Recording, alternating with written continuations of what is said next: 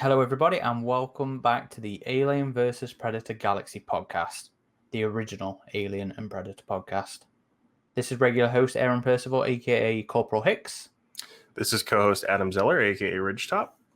And I'm AJ Bischoff, aka VoodooMagic. Welcome to a currently undetermined episode numbered of the podcast. I've got quite a few in the bag to work on, so I don't actually know what number this is going to be, so we'll see.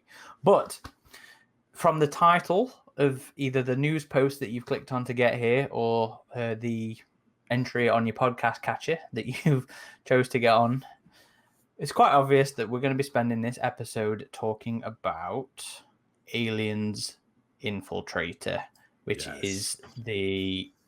See, if you had the tab open, Adam, you'd have known what we were doing. Okay, well, I have it too, everybody. So, Aliens Infiltrator, if you've been living under a rock, is the prequel novel to the new game coming out in August, Aliens Fireteam Elite. It says it right here on the cover.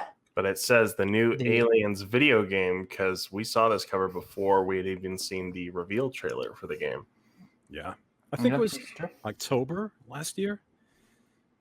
Was when the cover was revealed. Something like that. It was. I can't remember. We had the cover reveal. Yeah, but I can't remember. It's a good thing they did that though, because they changed the game, the name of the game at like a month and a half before launch. So right, but it was a nice exclusive. So, and I just want to let you guys know that for this very podcast, I put on some Xenomorph Defender. For anyone who read this book, you can't leave home without it. Oh, God. You guys didn't like that idea, huh?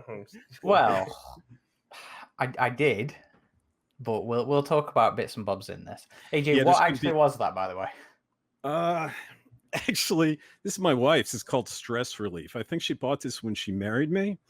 And it's eucalyptus, spearmint body wash and foam bath. I don't know. I just grabbed it really quick for this podcast. So I was wondering if there was some Predator brand aftershave out there. No such luck. I do want to warn the listeners that there will be spoilers in this podcast. And we'll see. For me, the last two podcasts for me were Alien podcasts, where I ended up giving some very high positive reviews. 9 for Alien Into Cryptus, and then full 10 out of 10 for Aliens. So will this novel make the hat trick? 3 out of 3. We'll see. Well, I'm going to kick this one off, actually. All because I don't think there's any secret. If you listen to the show, if you join in on the forums, if you read any of the reviews, I don't think it's a secret that I really like Titan's efforts. I consider the last, we're on 2021, the last 6 years or so have been something of a second golden age for the Alien expanded unit. Wait. I was just going to say, if you had to pick an era while we're on this topic, would you go, is Titan by far and away the best now overall, or Bantam, or DH Press?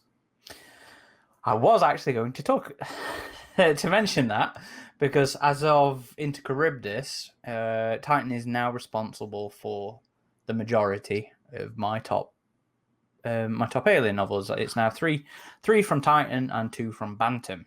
So yeah, I'd probably say I enjoy Titans more, which is interesting to think as well, because some of their stuff, Outer Shadow shouldn't have been as good as it was. But it was good. It was good, but it shouldn't have been as good as it was, based on the way that Tim was, hamstrung by some of the dictations from Fox and Titan in terms of Ripley's appearance. Now, I find most of Titan's stuff to be solid. 7 out of 10s. And like I said, they've now got three of my top novels, which are 10 out of 10s. Where they keep failing for me, I say keep like it's some massive trend.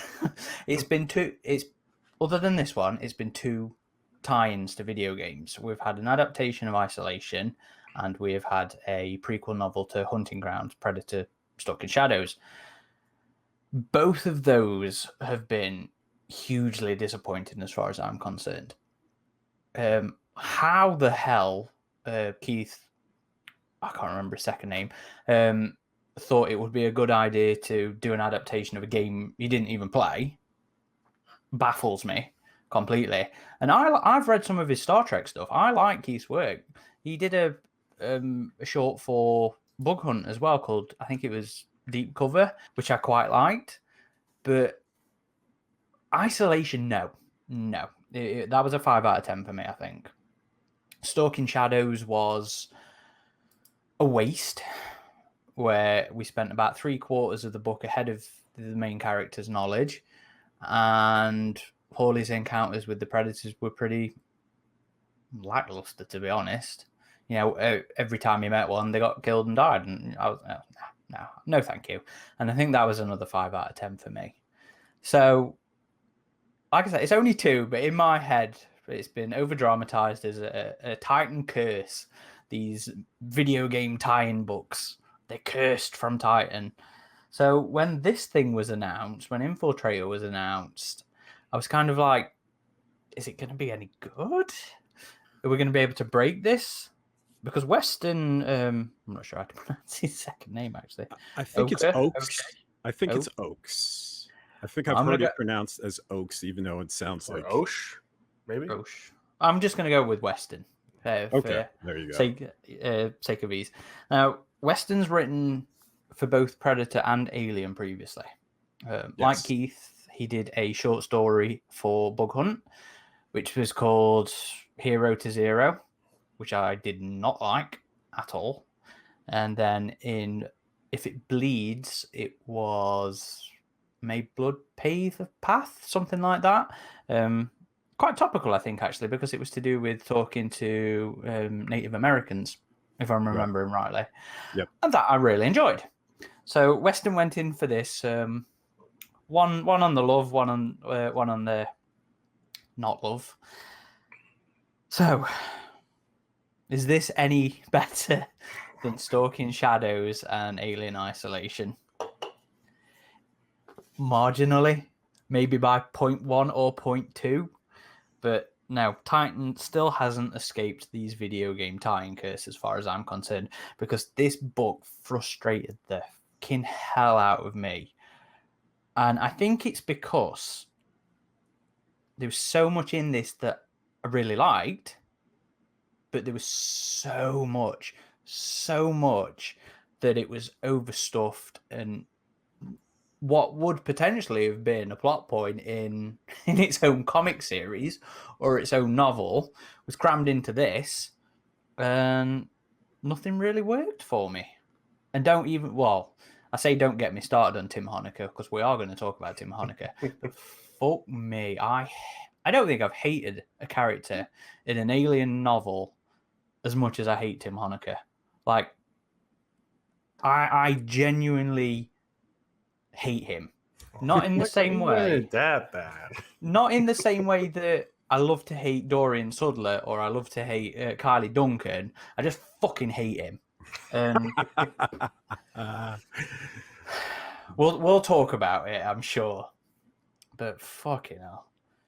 No, I was really disappointed with this one. I'm somewhere like a 5.1 or a 5.2. Depending on how frustrated we get in this, it might just go back down to 5. We'll see. Oh. But yeah, no, not a winner for me, I'm afraid. AJ, do you want to go next? Certainly. So, Aliens Infiltrator. You know, I think my mind also went to Stalking Shadows, and well, with this book, I don't want to, but I feel like I'm going to come off as pretty harsh. I would go as far as renaming this novel Aliens Pointless, because to me, that title feels more apropos.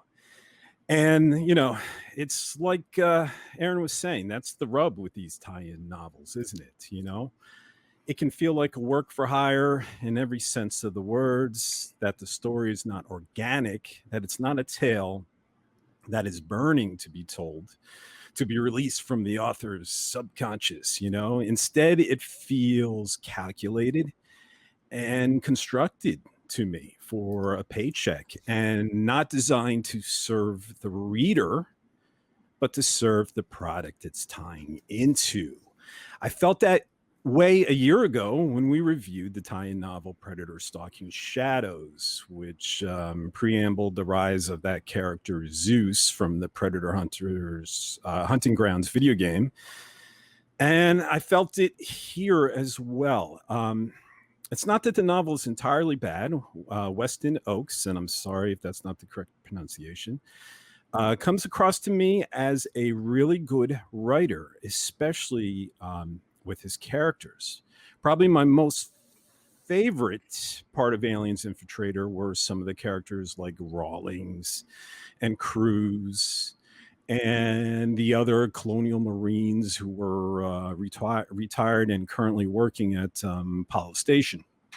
And they often felt real and engaging, and their interactions with the scientists, even though Cruz became one, was often entertaining to me. And I think that is Weston's strength here. The strength of the characters. They often feel real and dynamic, sometimes cliched. I think like Cruz or Rawlings has some line about, I feel like a mushroom, being kept in the dark and fed shit. How many times have we heard that line? But they're mostly authentic, and but my enjoyment didn't go beyond the characters. That's where it ended. The story is where Aliens Infiltrator falters for me. It's very repetitive. They're in the lab, creature escapes in the corridor, gore. They're in the lab again, creature escapes in the corridors, gore. Back to the lab, another monster in the corridors, gore. It's black goo science, and the result makes a gory mess in the halls. Reset, rinse, repeat. The aliens don't show or are not brought in until 65 or 70% of when the book is read. And I think it's a little more than halfway through. I think it's like 55% or something. But yeah, it felt like a while before we saw the aliens. And this is going to be funny, and God help me here because I'm a fan of Prometheus, but I'm going to join Adam soon and go full tilt against the magical black goo that apparently could be wear on you, huh? Yeah, it could apparently be radiated to do anything. And next it creates monsters right out of John Carpenter's 1982 classic film, The Thing. I hold Alien as smarter sci-fi, smarter science fiction. But in this book, it's the magical monster rat mystery door. And I hate to be this harsh because, maybe this is partly due because I came off such a wonderful high after reading Alex White's Alien into Charybdis novel. And it's hard not to feel bad for any author who follows Alex White. Yeah. But and Sean and Maguire did a better job of it last time than I think Weston has here. And I'm sure I'm going to love this stuff in a video game, but it doesn't work for me here in novel form. And you add in some very illogical moments in the story. You add some numerous plot threads that are left unanswered to die. And with no real conclusion, I can't recommend this book.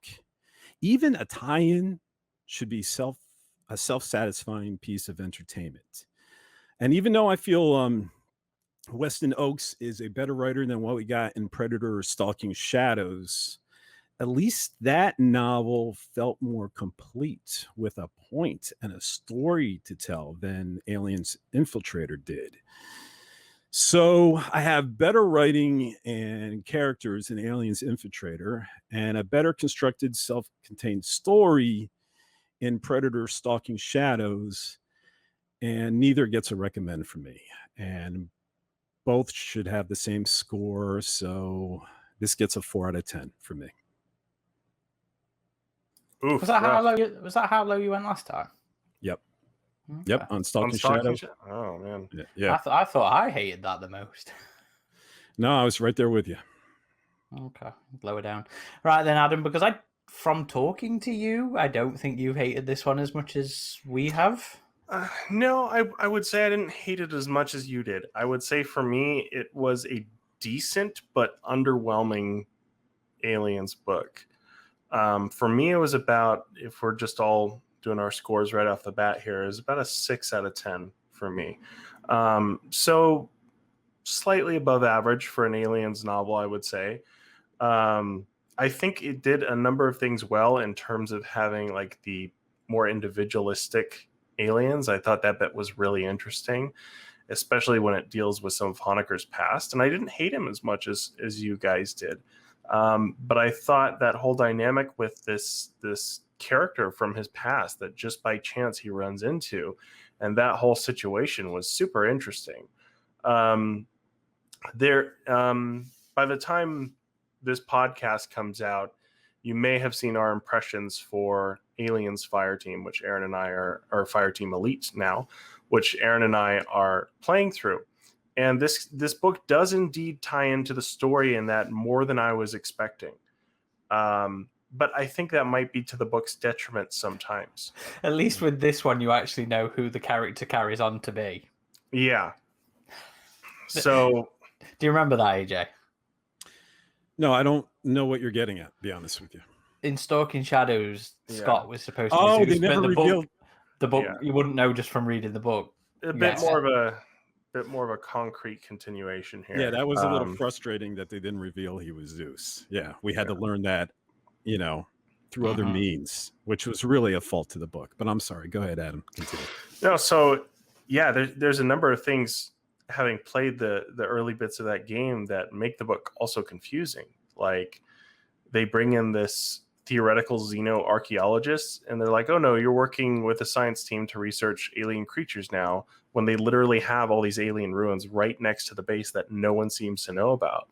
And there's these times in the book when it alludes to there's more of the base that people don't know about, or that's separated, and a mysterious character comes in later, and not much is done with that. We don't really find out anything about them. I think they're just killed in the hallway. Like, so many people just die in the hallway in this book, like you were saying, AJ. I think her inclusion was purely to push that there's more going on here than we know about, kind of thing. Which I think was daft, because anybody paying it. Oh, no. I say that as somebody who pays attention, but anybody who does pay attention to like the extra marketing and stuff knows there's going to be engineer stuff on the planet. So if they pick it up knowing that, it's just like, why are you making such a big deal of this? We already know. Yeah. So it's a bit of it's one of those catch-22 kind of situations, isn't it? But I did like the dynamic between all the scientist characters. I thought they were all unique, and sometimes they got along and sometimes they didn't. But in the end, they all had to survive together, and I thought that was cool to see. But I think the book's problem is what you said, AJ, whereas it just gets so repetitive with hiding in room, running through the hallway, hiding in room. And by the end of the book, I was like, well, I wanted to know more about what was happening, because the more about what was happening was actually teased. It was teased a good bit, and some of that is expanded upon in the actual game, or a lot of it is actually.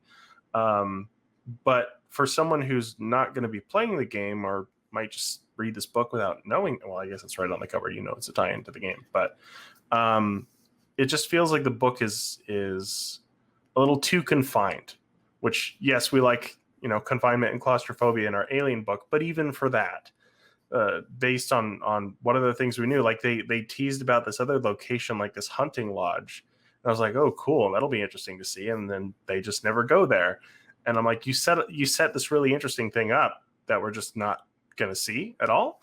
So I do think the time with the characters who were these really interesting scientists, they all had their unique pasts.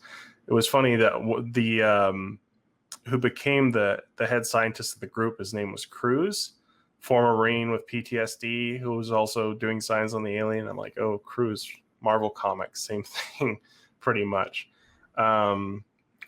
If you think, did you not notice every other goddamn name in there? What do you mean? There were references to like actors. Oh my god, there were so many references to actors in this book. It was another reason I just wanted to lob it against the fucking wall, because it pulled me out every time. Cruz, as in Raymond Cruz, who just had his birthday as of recording, from Alien Resurrection. Oh. Rawlins, as in Terry Rawlins, the editor of Alien and Alien 3. Who else did we have? See, I'm bad with names anyway, so I didn't pick up on that stuff. A load of Cruiser's squad. Even had a Snyder in there, as in Zack Snyder. A Badejo, as in Balaji Badejo.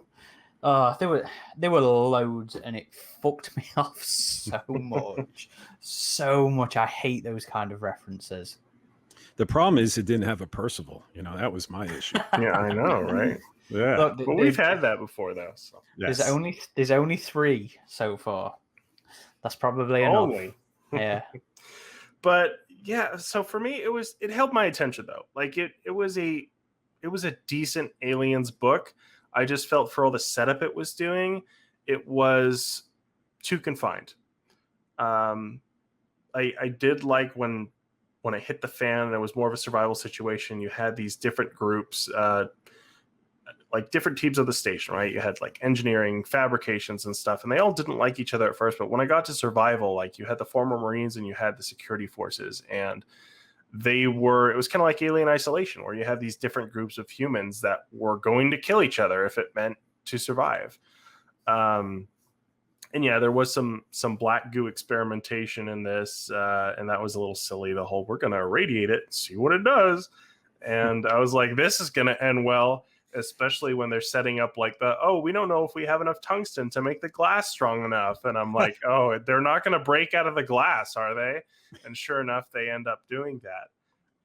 So I'm like, okay, Weyland-Yutani, you've set up this installation. It's obviously a very important installation if you're not even telling everybody what's next to it that we find out in the game. But you're going to just ship these aliens down there without making the glass absolutely strong enough? Like, so that whole setup was just like, okay, we're setting these things up to just escape now. And it was too much of that. And also so there was like a murder intrigue thing going on, which is also kind of weird because this guy murders this other guy out of nowhere, but he's all panicky about it, like, oh, what did I do? And then he's trying to get away with it and be sneaky about it the whole time, and this investigator's onto him the whole time. And then he pretty much causes all the shit to go down when he gets found out, because he just panics and hits buttons on the panel, the big red release the fucking alien button, which like just escapes and kills a bunch of people. So we out of your review? Okay, I'll yeah. So for me, it's a 6 out of 10. Like, I enjoyed it. I enjoyed the dynamic of the characters. I enjoyed the base, although I wish it would have like shown more of what it alluded to, especially with the Katanga and stuff. So yeah, for me, it was a 6 out of 10. It was disappointing. I would really love a game tie-in to just knock it out of the park. I didn't hate it as much as you guys, I can tell, but for me, it was still disappointing. It was still a letdown. But if you're an Alien fan looking for another Alien book to read, I'd still recommend it. You said it was above average. You think that's better than some of the other Titan stuff? No, I mean, some of the other Titan stuff is great, like way above average. So, well, what average are you measuring it on then?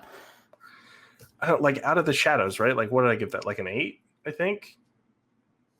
I don't know. We've not reviewed that. Yeah, we didn't we? No. Yeah. Well, Sea of Sorrows, River of Pain, like those were all like 8s for me. Well, no, I think Sea of Sorrows went down to 7, but so not as much as the rest of the other stuff then. Yeah. Okay. So, and before I forget, just flicking through the book there, the person that fucked all that up is Fairbanks, which is another actor reference. I think it's Chris Fairbanks from Alien 3.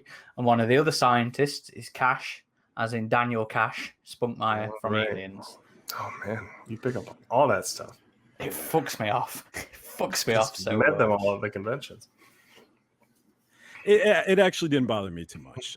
Be honest with you, reading Percival took me out of the book more for a second. You wait till you get to the Rage Wars then. Yeah, well, but I don't know. I don't know where to go, but I guess to touch on one of the things that Adam mentioned is those so many damn loose plot threads, you know, and maybe I'm going to miss some. I'm going to rattle some off in my head. You know, the Hybridine conspiracy not concluded. You know, the hunting lodge, you know, never visited. The mysterious section of the station Pala, you know, never revealed.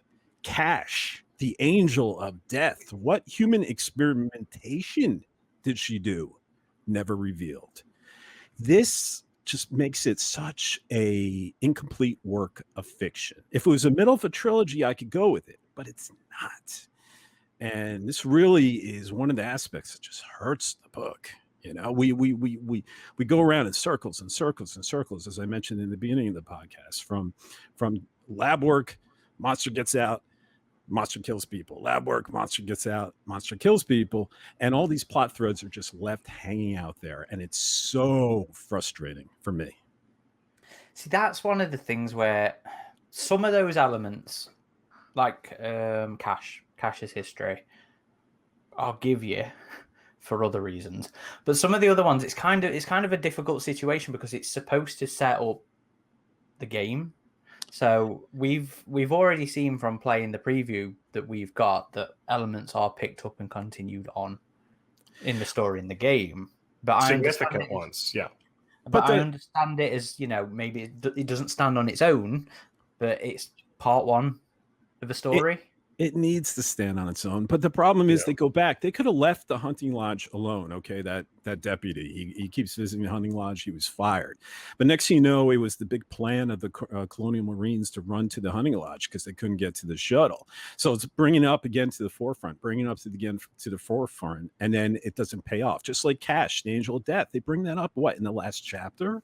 Or second to last chapter, and they bring that up again. It's fine if you mention it then, it's in the back of your mind, like, I wonder what that is. And if somehow it's revealed in the game, great.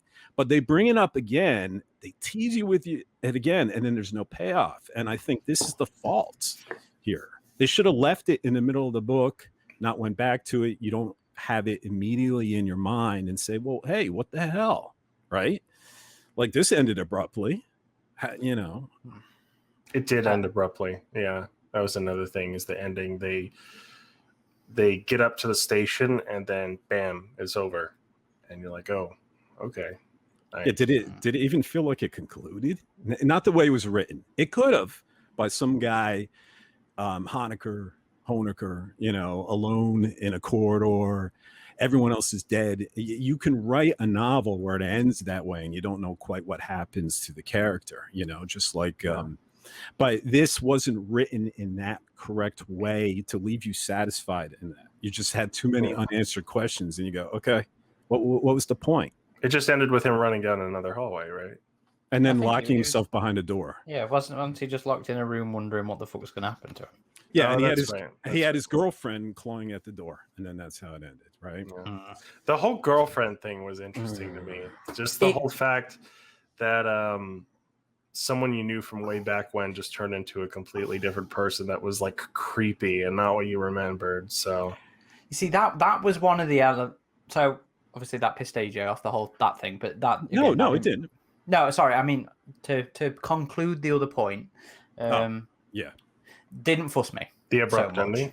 No, the loose ties and the abrupt ending stuff like that didn't really fuss me. What really annoyed me is what we're going to be talking about now, which is these. I fucking love the idea of him coming across his ex and being the host. I think it's fucking brilliant. But the thing that fucks me off so much with this book is so many elements that I go, yep, cool, want to see that in a book. Yep, cool, I wanted that to be its own story. Yep, cool. Yep, all this stuff. I love it. It's interesting. I don't love it being given 3 chapters worth of attention and then moved on. The girlfriend thing did last a little bit longer, but like he thinks this is somebody he knows, and he's really pissed off because he's like, oh, I'm going to get her out. This is wrong. I'm going to help her escape. Talks to her, realizes literally the next chapter, talks to her. Oh, she's a murderer now. You know what? I'm not so fussed anymore. I'm just going to let her die. So they bring that up too, like Cruz, and that was interesting how when Cruz had to take a leadership role because their previous leader had been killed by the last escaped test subject, and he wasn't part of the science team. He was more just a bureaucratic manager for them. And then Cruz, who is one of the scientists, who's a former Marine, replaces him. And his dynamic with Heinecker is interesting. And after that girlfriend bit, he's like, yeah, I'm sorry I didn't listen to you, and I'm sorry how I treated you in the lab, but would you have tried to save her if she was still the same person? And Heinecker's like, well, I don't know. It's just a part of my past that I regret. Yeah, but it's the fact that it's one chapter, then the next chapter, and it's dealt with that fucks me off, because nothing in the book, none of the interesting elements are explored enough. Are given time to breathe. It's the same problem I had with Stalking Shadows, where I felt like both should have just been anthologies. If Stalking Shadows didn't want to focus on Dutch, wanted to tell individual cases where he was this legendary far-off figure, do it as shorts from people in OWLF, people in his squad. I felt the same of pretty much every interesting plot element in this. It should have been its own little thing, given the time to breathe, because otherwise it just comes off as a tick list of shit that was given to him either by Titan or by Cold Iron, going, we need this mentioned, please. And that's that.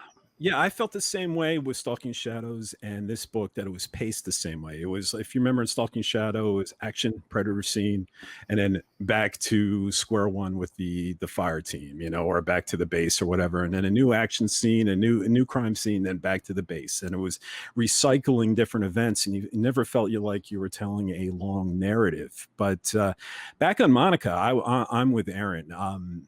I was initially excited that this character was introduced. I really thought this was the point in the story where it would pivot, that it was going for something more. It was going, I was ready for Honecker in a desperate attempt to try to free her and essentially get all the other facehuggers released, and all the alien antics would ensue in this rescue. But how she was sold, this timid woman that wanted to please everyone, that turned into a psychotic killer, I just didn't personally buy it. The twist, it didn't pay off to me.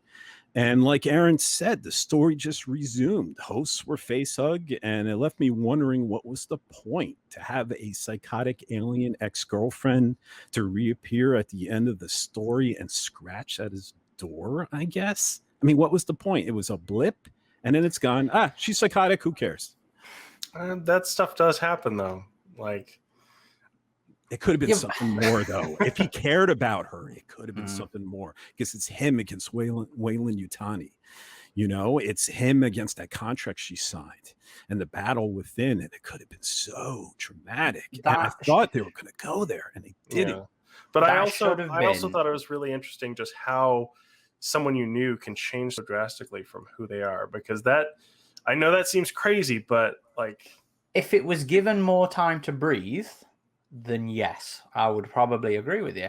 If that was the central point of its own book, where it actually had time to explore and develop, and not just be, yep, next thing, yep, then yeah. But as it stands, as it was presented in this, where it was just intro, explain away, move on, it's just like, fuck off. Which is so annoying as well, because it might have made her appearance in Fireteam more interesting. Oh, spoiler. Her alien. Sorry. Her offspring's appearance. The resultant alien is called Monica, just for continuity's sake, to make it easy. If I'd have enjoyed the book more, I might have been more excited at that in the game. Same for fucking Hanukkah. Well, this was part of a media crossover event promoting the game, because Rising Threat, a comic by Dark Horse at the time, was supposed to be out around the same time as this book, because this book was also delayed quite a bit, as was the game, I believe, because of 2020, everything in 2020. But yeah, so we never got that comic, which also dealt with the events on this refinery Katanga and the refineries alluded to in this book, but never really, I think explored and talked about. From what we know of the comic, I think it would have been set after the first mission. In the game? Yeah, because it was about ship. Right, it was about her on Katanga, which was confusing for me. So, but then after the first mission's done, it's like, we'll worry about the refinery. So it would have been a concurrent thing then. I expect so. Yeah, that makes sense. Also, the new administrator, like they have this administrator of the station, and after the second alien outbreak, they just ship these guys home, and they have this new guy. A really interesting setup. Does he show up? How quickly does he show up? That was another point that was really annoying me, because it's like, where the fuck did they have him hanging about just outside the system, ready for the other guy to fuck things over? Yeah, Administrator Bellows. Stupid. And he gives this big speech to everyone at the station. You're like, oh, this guy's going to be on top of things and stuff. But then when there's another outbreak, he essentially makes it worse, because there's this other creature that has escaped, which was essentially a black goo mutation for the murderer who was hiding, who fucking ate this mutated rat that had. He's like, well, it scratched me, so if I'm infected, I'll be fine, and if not, I'm gonna mutate anyway, so I might as well eat this infected rat. And he turns into this big monster. But anyway, so let me finish here. There are so many stupid decisions made by characters in this book. So many. Yeah. Really. And the logic is all over the place. I mean, I'll let Adam finish his point, and then we'll either go to the monster or we'll go to the logic. But I was just going to finish on Bellows, because I thought he was going to be an interesting new administrator for this facility. But Cruz, who's in charge of the science team now, he's like, I'm going to shut you down. There's another outbreak, and they're loose in my halls. And he's like, all the creatures are accounted for. They're all in their holding pens. But it doesn't matter. Like, Bellows, without even confirming, just sends in androids to destroy all the experiments that he wanted to protect earlier. The same administrator, when Cruz had appealed to him and be like, hey, one of these xenomorphs is becoming problematic because it's a smart one, it's a leader for these other ones, and it's trying to get them to escape, so I want to kill it. And the administrator was like, no, you can't kill it, this is important. And then, without even really assessing the situation, just not believing the scientists, like, no, we have all our creatures here in the lab, none of them have escaped, it's just, I'm just going to send in androids to kill them all. And wow, we don't even know what's going on. And then he spends the rest of his book hiding in his office and just being this scared idiot. He was so fucking irritating as well. Again, for that point, I often say on these discussions, there are so many what seem like stupid fucking corporate decisions that seem unrealistic and not like they'd ever happen in the real world. And I'm like, yeah, they would. There are people this stupid. But then this book gave me some fucking ridiculously stupid corporate decisions where I'm like, nah, that's like the fucking bit later where the Cruz is trying to get them to send security to do its fucking job, please, and clear out these aliens. And they're like, you know what? We don't feel like that comes under our job description. We think that's more of a colonial marine thing than us. So we're just going to sit here and leave it. Are you talking about that masterful plan they had at the end of the story, where they were going to wait in engineering for days? I'm on about Bellows when he's talking. Okay. No, there was the mysterious character, the woman that was like, oh, we heard your distress call, but she ended up being some mysterious character who was from a different part of the station. She was the one who said, we don't find this under our purview. This is a colonial marine thing. And I was just, that part was confusing for me as well. Well, they were waiting for the Marines to arrive. It was fucking stupid is what it was. But yeah, well, yeah, it's stupid. The logic, it's what Adam brought up in the beginning about why would you hire Honecker, who's into and then Shanghai him into a biologist when it's nothing to do with him. it has nothing to do with his. Well, how does that help Wayland Yutani? You know, and there's so many aspects in this book that makes my eyes roll. Like Hyperdyne's big espionage plan is rats with transmitters that they put in a box so Fairfield can release into I thought they would be base. synthetic rats or something because it's Hyperdyne, but This is the best they could come up with. They can't be like robotic little bugs that, you know. Well, now it's even worse, really, when you think about it, because the plan is we're going to use these rats to map the station, but we've already hacked into the system to transmit this data. So can't you just transmit the schematics of the base? Yes. The rat stuff was only in there to set off that Fairbanks thing. That's all that was about. Yeah, but they could have come up with a better idea. Well, no, that's what I'm saying. It was shit because all the only purpose it served was really to set up this idiotic decision to eat the rat and turn it into a monster. And if you think about the stupidity, just continues and continues and continues. It's like Leon 895. No one gives a shit 2 days after it gets loose. Yes! This invisible killing machine is running around the base, and we'd pretty much forgotten about it by now. I was like, wait, what? That really, really fucked me off as well. And people are walking in the corridors freely without any concern. They're not even like matched up with security guards. It got one sentence, I think, at some point during all that until it needed to show up again. Everything would be in lockdown in any kind of reality. Mm-hmm. It should be scared. It should have been as bad as the alien outbreak in terms of. Well, I say that. It's like you said, Mansfield was a fucking dumbass about it, but it's just... It slaughtered people, and I think it said it's the size of almost a human, you know? But they just continued on with research and like daily duties and stuff, and they literally say, we had almost forgotten about it. And I was like, wait, really? Like, so... Yeah, the book definitely had those moments where it's like, come on, like you're making nonsense decisions here.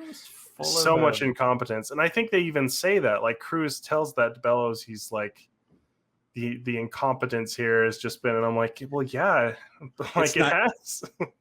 There's not being realistic and incompetence, and this just goes far to it's just not realistic. It makes the reader roll his eyes, and even that master plan at the end, unless you guys could explain it to me, where they're engineering for days, and the plan is to let people starve, and then hopefully they'll come around, but they're giving enough time for chest bursters to grow in aliens in the mess hall, and then they act surprised when they escape from the mess hall, when these things constantly spit on acid on every wall to escape. I'm like, what kind of plan is this? And that bit should have been an awesome fucking set piece. The whole aliens in the mess hall thing. But do you know what visual scenery I get given? Them piling people on top of each other like fucking logs. Oh, it's not even that. They were moving chairs and tables. And I'm like, this is not how I want to vision aliens. I know number 7 was controlling them, but I don't want to imagine these aliens moving, sliding tables and chairs and clearing out an area. No. There was even a moment in the lab where, because 7 is the smart alien who's become like the alpha alien, and it like telepathically communicates to another one of the aliens that has escaped, and the scientists notice that they can feel like a tingle in their heads when it seems like the aliens are communicating with each other. And that was interesting, like the little tease of like, oh, maybe it's telepathy or some sort of internal antenna or whatever. But think then that was just Cruz that felt that, right? I think Honecker mentioned it as well. Yeah. Because Cruz pointed it out to him initially, and then he noticed it another time. But anyway, 7 tells the alien telepathically, I guess, to press these buttons to release the glass. And the alien presses the buttons on the panel. And I was like, oh, this is a stretch. Like, I mean, it did kind of echo the alien resurrection thing where it's like, oh, they're smarter than we think they are. And we're testing them behind these glass holding pens and stuff. But But it's Yeah. worse, Adam, because I'm reading this book and there's a point where one of the humans, I forget who, alludes that the humans are playing checkers, but possibly number 7 is playing 3-dimensional chess. Yeah. Oh, great idiot. Black Goo did this. No Yeah, thanks. No that thank you. annoyed me so much as well. It's I like, don't like it. But the aliens couldn't be smart without black goo. I was just like, nah. Yeah.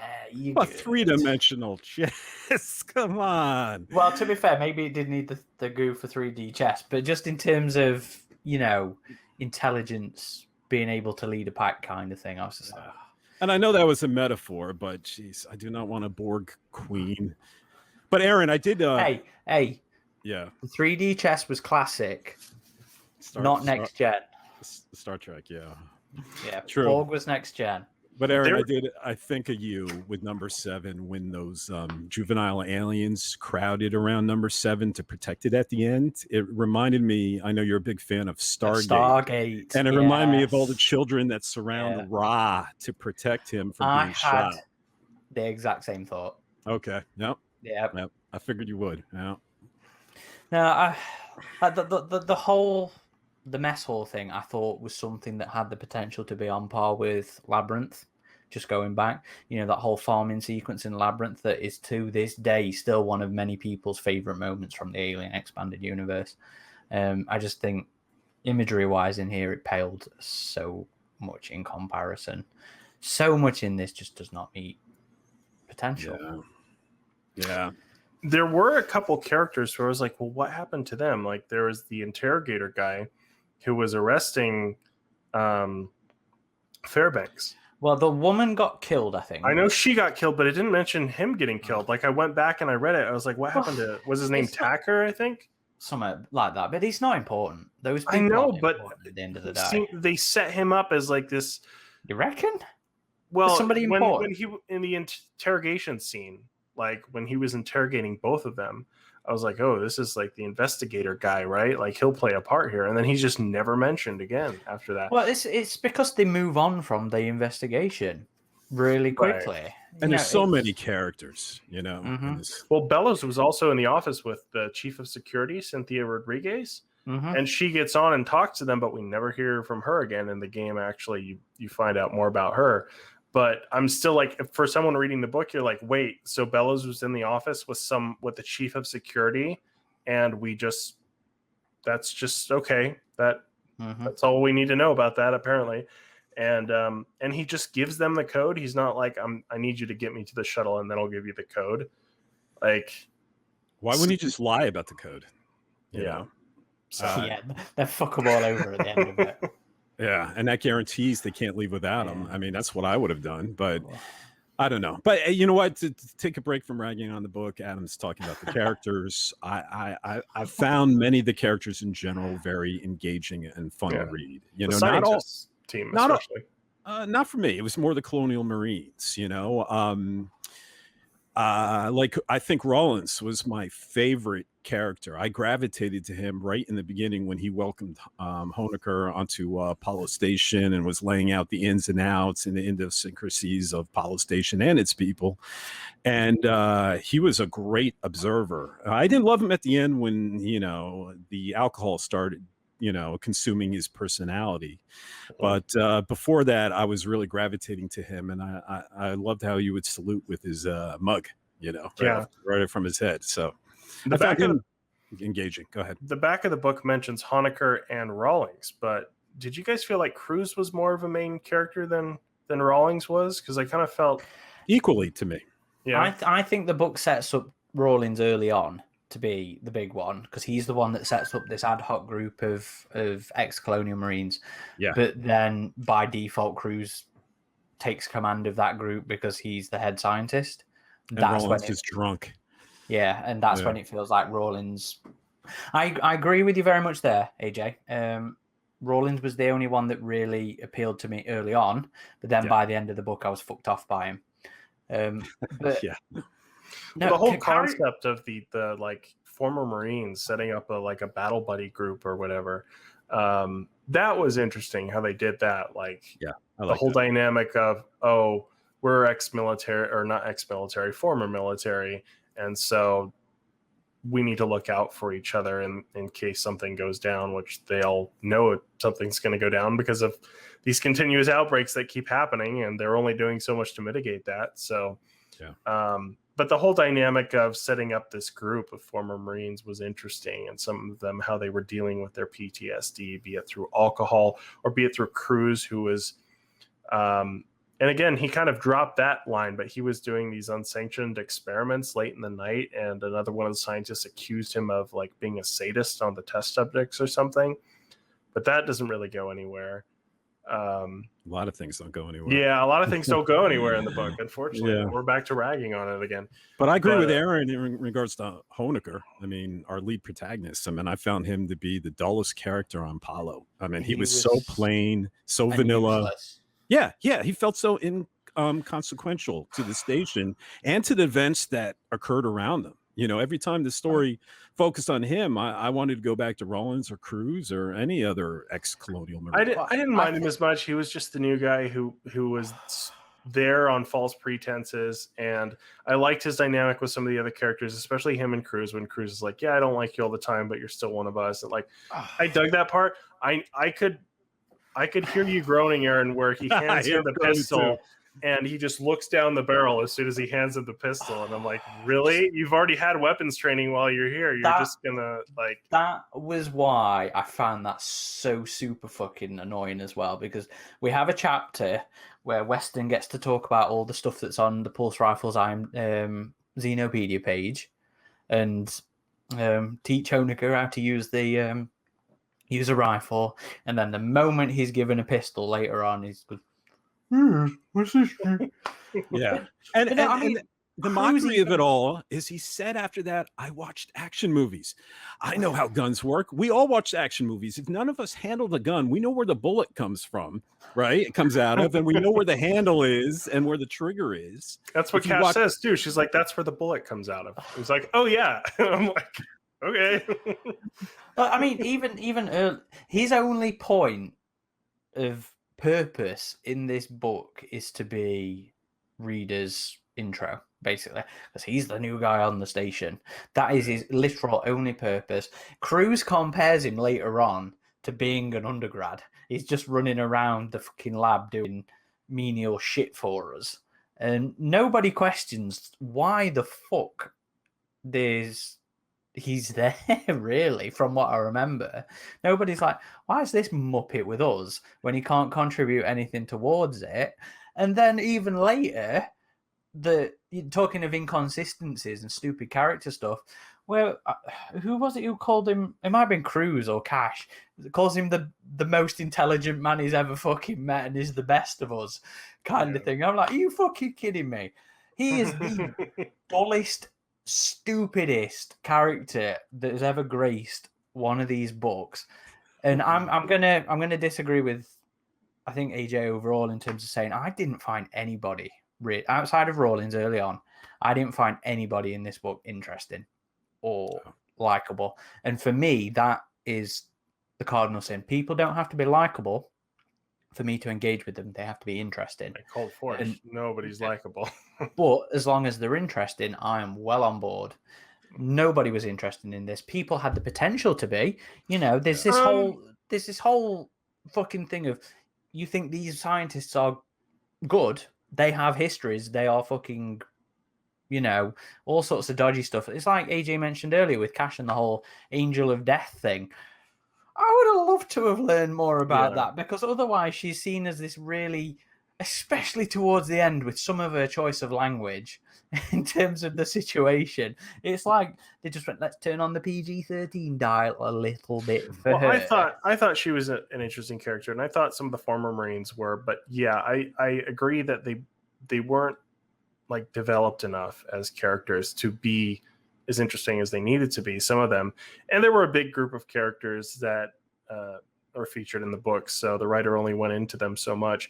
But I did like the moments, even with Fairbanks, when he's like thinking about his past and his university days and talking about his previous relationships. I'm like, oh, that's interesting. People like we're going into their past a bit and people's just normal lives growing up in the future. And he's like, well, my life just amounted to this. And I'm like, that's kind of interesting. I would have liked to have seen that expanded upon more. And some of the Marines do the same thing where they're talking about their, like internal dialogues, or sometimes they're talking to each other too about things that have happened to them in their past and how they feel about it. And I was like, those are interesting moments, but again, they're just fleeting. They're too quick.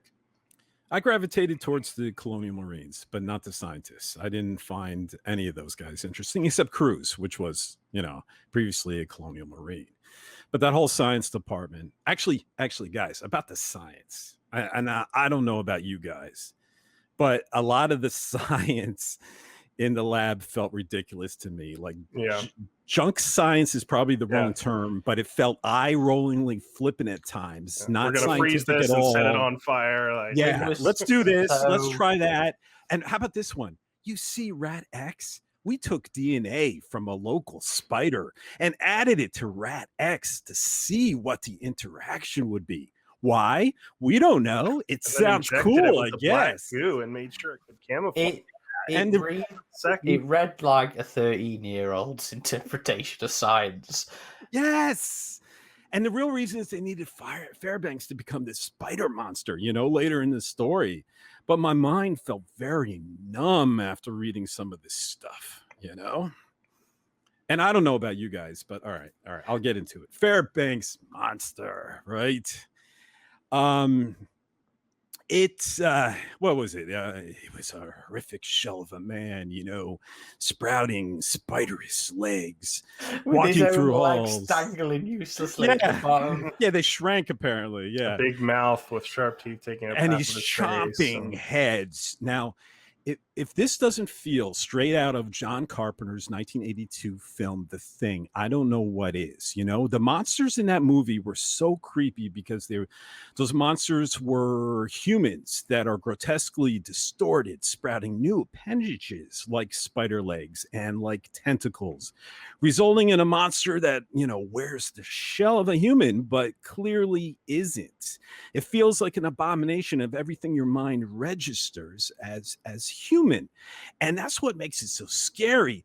And that is what the Fairbanks monster feels directly pulled from here, and the film even directly pulled the name, right? They had something in The Thing called the Blair monster, and Blair was the original human's name, just like Fairbanks, and that's what the crew called it on set, the Blair monster. And and these thing creatures like to chomp heads in the movie, and I'm just fearful here, guys. Is this what Alien is going to become? Infectious black goo that transforms? Why do you think I've been so nervous about the black goo? Yeah. I mean, is Alien going to lose its individuality here? The thing that makes it special, they're going to become thing monsters. Yeah, and that's always the problem I've had with the whole pathogen dynamic in the prequels is, like, I love The Thing, right? I love Resident Evil, but I don't want Alien to become another virus thing. Like, those are things those franchises do well, but now I'm seeing more and more of it in Alien where, this thing's a zombie now, this thing's a giant mutated monster now, and I'm like, that's not really why I'm into the aliens, I'm into it because the mystery of their past, and now that's less mysterious, and it's like, well, black goo somehow, and it mutates them further, and it mutates everything. Don't think about it, and it's just like, yeah. So I'm joining Team Adam here. Sorry, Aaron.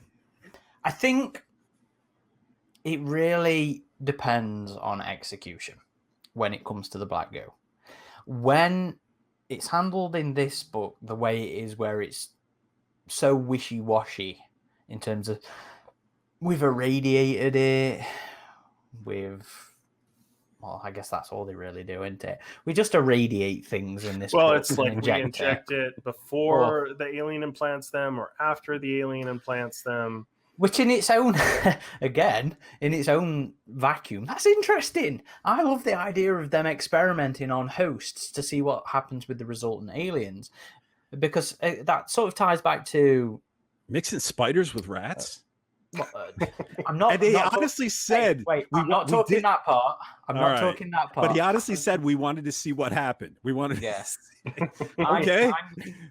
I'm thinking more in terms of like you have things. It harkens back to some of the older EU where you have like leprosy stunting alien growth in some of the old EU, and then you have I forget what Purvis had in the book. I think it was some thyroid issue or something that stunted his alien and resurrection, but that was only in the novel. But I like the idea of them fucking about with hosts and then seeing what happens to the alien that comes out of them. But when it's slope. yeah, but again, execution. Into when it's Chris so did it pretty well. But then when it's so wishy-washy like it is in here, and then don't get me wrong, I like the thing, and I do. You should love the thing. I love the thing, and I think there's some interesting stuff there, but just the way it's handled in here is what I'm not interested in. You know, it is again so crammed in there that it feels just sort of brushed off to be a point that gets made into the story, and it's not. But the infections, right? And how did this infection happen to the Blair? See, there you go, the Fairbanks monster. How did the infection happen? Was it because of the bite, or was it because he ate it, or was it both? I guess you don't know. The point is, yeah, it doesn't matter. If the bite did it, then. And that's just like the thing too, man. Yeah. All it took was a bite, like from that dog, you know. I don't know, man. It's just a slippery slope here, and it bothers me so much. Yeah, with the pathogen, I'm still. I mean, you look at the EU, right? And we've had things like the royal jelly and stuff in the past, and so we've gotten into the Defender. Whole right, Xenozip, and we've gotten into the alien biology and viral things involving that before. But with the black goo, it just seems like there's no consistent rules, and sometimes it's handled well, and sometimes it's not, unfortunately. But I guess they're just doing what they can with what the prequels have given us. And like even in the RPG, I think the RPG handles the pathogen pretty well. Like how they integrated the William Gibson like werewolf type aliens with that. Like I thought that was super cool and super creepy how they set that up. So there are moments where I'm like, okay, I can get on board with this. This is cool. Again, it always comes down to execution. At the end of the day, if it's a stupid fucking blunt hammer approach to it, then it sometimes feels like what you're getting away from what was great, you know, with Alien and Aliens, and is the beast cooked, you know, and do you need this to make this still interesting? You know, I don't believe so. You know, it's just one of those avenues for exploration, and again, execution. It's going to depend on the person doing it, and I guess the editors at the end of the day, the dictates that they've been given, because ultimately it's like, I think you and I both agreed that this just felt like work on committee kind of thing. This is what the bosses have told him he needs to do. This is what he needs to do. That's it. You know, whereas when you have things like Alex White getting to do what the fuck they want, basically, and we end up with this really interesting thing with Blue Marsalis as a result of the Black Goo. So apples and oranges. It depends on the person doing it. It depends on the dictates of the book. It's one of those things where it's either going to suck or it's going to be awesome. So I can't condemn the concept. It's just the individual. I just think the Black Goo creates more problems than it's like cool things. things. It is just an extension of the royal jelly. This is nothing that the franchise hasn't had for 30 years. It's nothing new. It's just a different name and a different setup.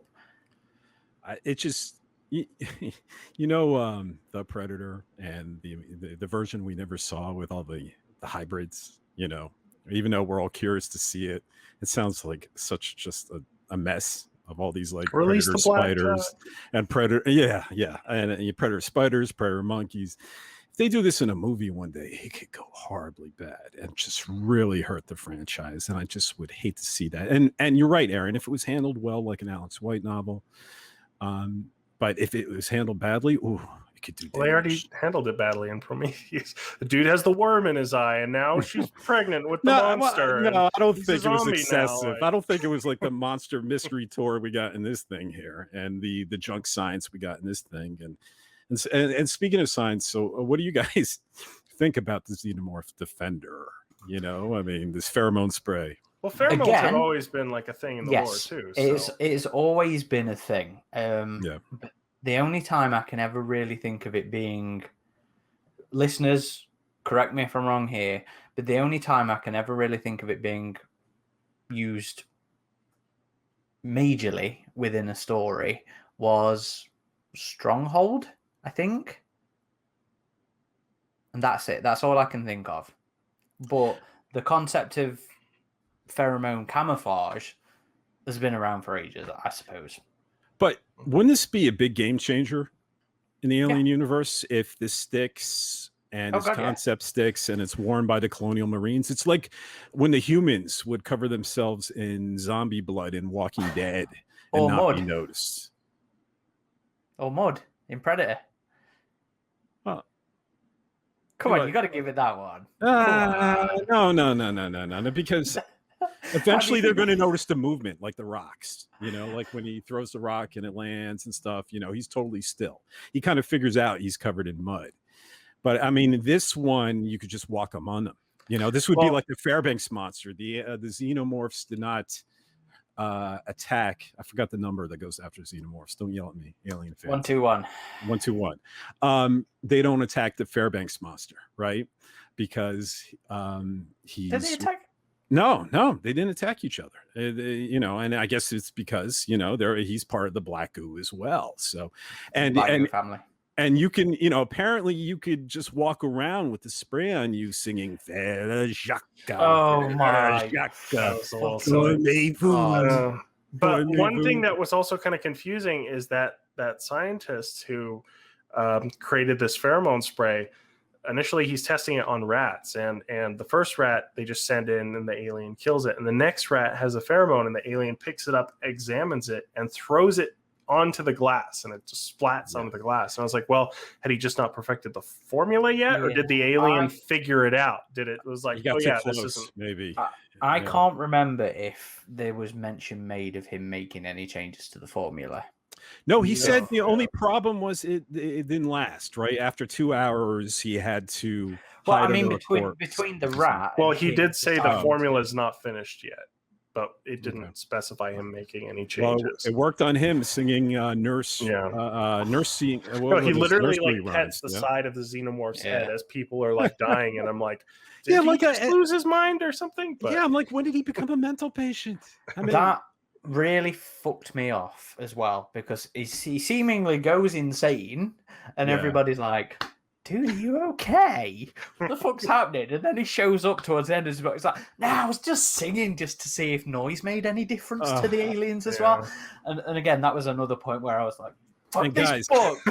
Guys, you don't know the half of it, because I read half of this book on the page and then half of it in audiobook, and that part I'm driving in the car with the audiobook with the guy singing it. I got the windows open, and it was Bronson Pinchot, which by the way is a famous comedian from a sitcom in the 80s called Perfect Stranger. He was called Balky, but I don't know if that's before some of your times. But back on point, I'm in the car and the windows open, and it's Jacques. Please don't look at these people outside, you know. The narrator going for the French accent bits were fun. Well, Etienne, right? And he would speak in a French way. He would follow things up like, "Don't you agree?" No, but I mean, just the audiobook reader. How he would say it in the French accent was fun. Did you do your simultaneous thing, Adam? I did, yeah. Okay. So I read the book on Kindle with the audible narration sped up. It still gets it helps me focus so much better, and I have the retention. Although there were a couple times where I got a little tired of it, and I went back to reading the old way, and I just read the pages the old way. Then I just pick it back up. So I think with the next book, I'm gonna be like, I'm just gonna read it like I used to read these books, because it does feel like it's better for your mind, I guess, if you're just reading everything as opposed to. But I mean, I'm still comprehending it, right? Someone's reading it to me and I'm looking at the words and it's highlighting the words as I'm reading it. So it just helps me stay focused and my mind not to wander or whatever. But Right. See, I get the audiobook to listen to when I'm driving on my rereads. So like the first time it was purely reading, but then to make sure I finished it in time for the podcast, I'd listen to half hour on the way to work, half hour on the way home from work, read in between kind of thing. Yeah, it's a good option to have. I'd never do it Adam's way, but in terms of just being able to listen to a good few chapters while I'm driving, it works for me. Yeah, I couldn't do it Adam's way either. I just noticed, like, when I did it that way, I would go back to previous pages less, because sometimes how I would just read a book before, like the normal way, I would be like, wait, what happened with this? And I'd flip back a few pages. Oh yeah, that's right. And I found myself just doing that less and being more focused when I had like multiple sensory inputs and reading it this way. And I looked it up, and I'm not the only one who reads books this way now. I mean, there's a reason they have that feature. So, I mean, obviously some other people get benefit from it too, but yeah, I'm kind of gotten to a point where I'm like, the next book, I'll just read it how you read it. Well, hey, if it works for you, it works for you. So. Yeah, true. We'll still take piss, but as long as it works for you, that's fine. Otherwise, great book, guys. I actually really struggled to pay attention. I struggled to want to read this book. Yeah, me too. And it didn't feel like it was going anywhere, did it? And that only really happens to me when it is something that I'm really not enjoying. So, that I'll burn through like the first 100 pages because I'm super excited that I've got a new book, and then if I hit that wall, then I'm just like, It happened with the Covenant prequel as well. I was like, yes, new book, 100 pages. Then I was like, you know what? I'm not really enjoying this. I'm not too keen to keep going. If we're expanding our book judgment beyond just video game tie-ins and we're saying prequels, would you say that Hunters and Hunted is the best prequel novel? Well, yeah, Hunters and Hunted is the best prequel novel, but it's also a really good fucking book anyway. Yeah. Not just on the measure of these prequels or adaptations, because I really didn't like the Predator adaptation either. But I really liked Alan Dean Foster's Covenant adaptation. So again, apples and oranges when it comes to that kind of thing. But yeah, I think it needs to exist on its own independently and be a good source of entertainment, and have a beginning, a middle, and an end. And it doesn't mean it can't end on a cliffhanger. It just has to be written correctly, and there were just way too many cliffhangers there, too many threads just left dangling for me to feel that it was a complete book. In essence, it felt like it added to my, boy, was this a waste of time. And even if I get the answers in the video game, I mean, am I ever going to want to re-engage with this? And because I'm certainly not going to feel satisfied. Well, maybe Aaron will in like 10 years, like Hunter's Planet. Let's visit this. Maybe it's not as bad as I remember. I mean, that's an entirely different thing. That's not going, oh, this was fun, I'm coming back to this. This is me going, was it really that bad? Yeah. Let's find out. The answer is yes. Yes, it was really that bad. Well, we need to schedule in Forever Midnight because I want to see you get mad, AJ. I'm tired of getting mad. It's the next book I want to do, but we've got some stuff coming up, so it might be towards the end of the year. Let's be honest here. Yeah. What did you guys think? But again, because this is another one of those things where I was really interested, but I was pissed off by how it was done. It had a great setup, I thought. I mean, that's not where I was going with this. Well, it sounded like, let me finish that. All right, go for it. So one of the things I find really interesting is non-military applications for the aliens. Everybody's always clambering over themselves to get a copy. Urban pacification, as they like to talk about in Resurrection. But the non-foot soldier kind of application of the aliens is something I really find interesting. And not enough things explore. And in this, it takes about 3/4 of the book for them to finally explain how the fuck they did it. But, the big thing in this was how they'd developed some acid-resistant armor for the Marines in this. I'm not sure I brought how they did it or how it's described in the end, because the way they described it, I had images of them just fucking wrapping an alien's ribcage around them. Like But genetic armor or something. yeah, I was Yeah. like, I don't see how this works. But how did you guys feel about that one? Was that another one of those missed opportunity things, or did it work for you? I'm kind of with you. I'm like, couldn't they just have developed an acid resistant armor with some type of composite metal? Like, I mean, they obviously had acid resistant material with the glass that. Yeah. So Yeah. the whole. Yeah, go ahead, AJ. It wasn't executed well enough for me to enjoy this or to reason it or be fascinated with that. No, nor the Leon camouflage they were chasing. You know, I guess Colonial Marines were going to go invisible or match the wall. I mean, I would imagine an alien can still find them.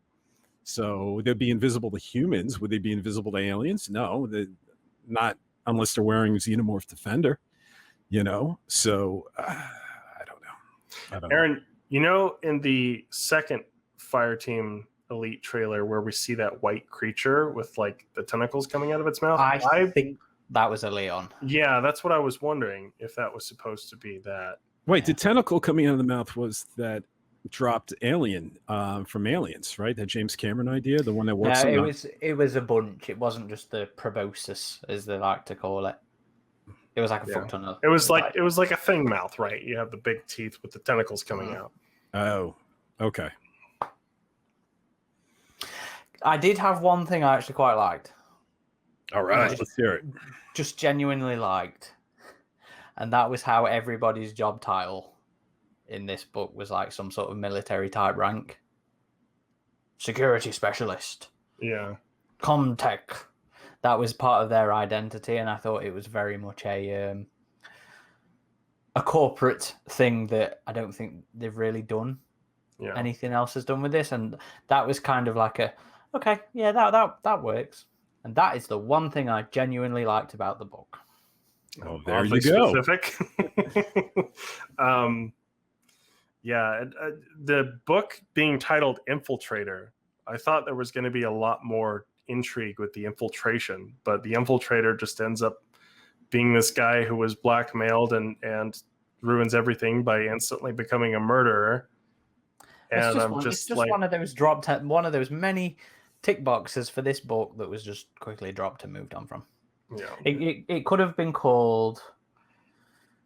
I've got nothing witty. I'm sorry, I've got nothing witty for it. This is how unenthused I am with Infiltrator, and somehow I still like it 0.1 or 0.2 more than the other fucking tie-in. Yeah, and that's primarily just because in that checklist is a bunch of shit that I was interested in. I don't know. I've got nothing more to say about this book, guys. Me neither. I'm just tired talking about it. Even oh, I like how the book is bound. You know, yeah, it's a nice cover. Actually, oh man, I hope the writer's not listening. Well, I did caveat that I thought Weston was a good writer. I could see the it writing. It was engaging. The writing was skilled writing, and the book held my interest. It just felt like they were constrained by that imaginary checklist. Yeah, exactly. Well, probably not imaginary. Probably the actual checklist they were given for what they had to do. So, and that checklist was also be illogical. Here, we need these story setups to happen. Just make it happen somehow. We need this alien artifact specialist to come in and work in the lab. When we met him in the game, I was just like, can I shoot him? He wasn't that bad in the game. No, to be fair, in the game, he's not his as character and again, how the audiobook narrator played the character is completely different to how the character acts in the game. And I mean, I kind of buy that it's the same character, but he was a bit different as well. Well, that's another point, isn't it? There's never really a genuine continuity between these prequel books and the proper thing. Yeah, it very rarely happens. No, yeah, because you don't feel like Scott Devlin is really Zeus. Like, there's no allusions to any of his past run-ins with the Predator or anything. It's So, only if there's like shared notes, right? Or if the original writer, like one of the few prequels I loved, there was a bunch of comic prequel series for Mad Max Fury Road, but those were based off story notes from George Miller. And he likes to develop backstories for all his characters, including Furiosa. So they came back in comic book form and they were great, and they felt like self-contained, but you got to learn about these characters beforehand. So sometimes it really works well, but if there's totally a disconnect between the writers in the game and the author of a prequel novel, I guess it shows, So. Anything else, anybody? It did have some good horror moments, I will say. Like, so, I know there was a lot of gore in the hallways, AJ, but like some of the ways that the author described those were dark and creepy, and I appreciated that. Like, there were some times where I'm like, okay, this is a horror vibe going on.